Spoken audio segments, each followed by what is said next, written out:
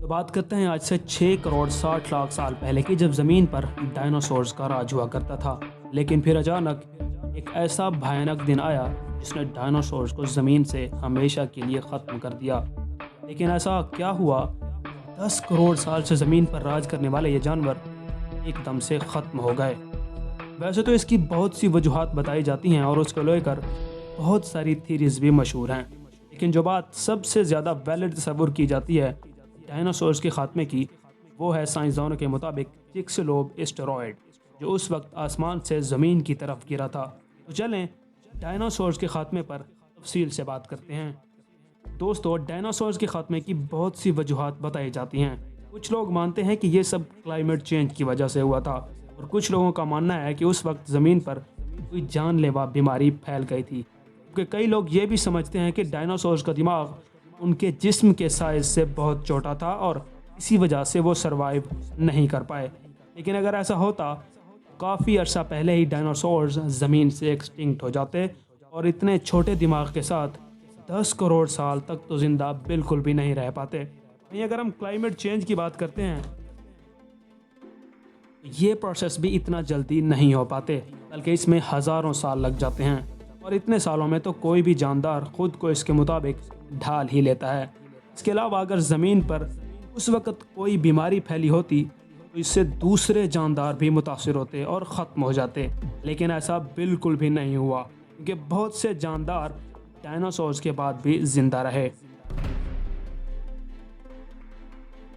1980 کی بات ہے، امریکہ کے ایک جیولوجسٹ لوئس والٹر الواریز نے زمین پر ایک ایریڈیم کی لیئر ڈھونڈ نکالی اور اس سے اندازہ لگایا کہ زمین پر ڈائناسورز کا خاتمہ سپیس سے آنے والے کسی ایسٹرائیڈ کی ٹکر سے ہوا تھا۔ ایریڈیم کے بارے میں آپ کو بتا دوں کہ یہ ایک ایسا ایلیمنٹ ہے جو زمین پر زیادہ نہیں پایا جاتا، لیکن سپیس میں یہ بہت زیادہ تعداد میں موجود ہے۔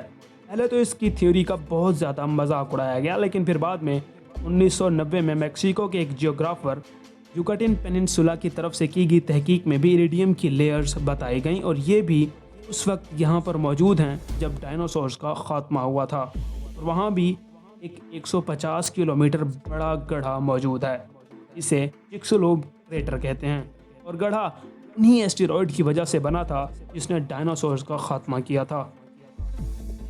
سائنسدانوں کے مطابق ایسٹیرائڈ 15 سے 80 کلومیٹر تک لمبا تھا، اور یہ 14,000 کلومیٹر گھنٹہ کی رفتار سے زمین پر گرا تھا، اور اس کے زمین سے ٹکرانے کے کچھ ہی لمحوں بعد 10 لاکھ کروڑ ٹن TNT کے برابر انرجی ریلیز ہوئی تھی، اور یہ انرجی کسی بھی بڑے سے بڑے جانور کو ختم کرنے کے لیے کافی ہے۔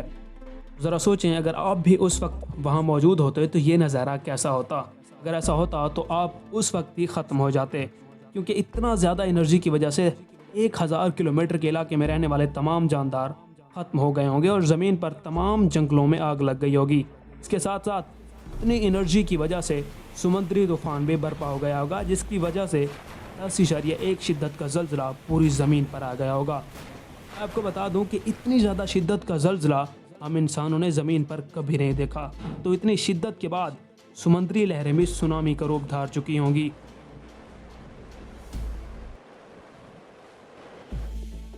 پھر ایک طرف آگ تھی اور دوسری طرف پانی، بچنے کا کوئی راستہ موجود نہیں تھا۔ اور اس کے علاوہ جب چکسلوب اسٹیرائڈ زمین پر ٹکرایا ہوگا تو زمین پر موجود پتھر بھی ہوا میں اڑ گئے ہوں گے، اور باقی کے پتھر پگھل کر بھاپ بن گئے ہوں گے۔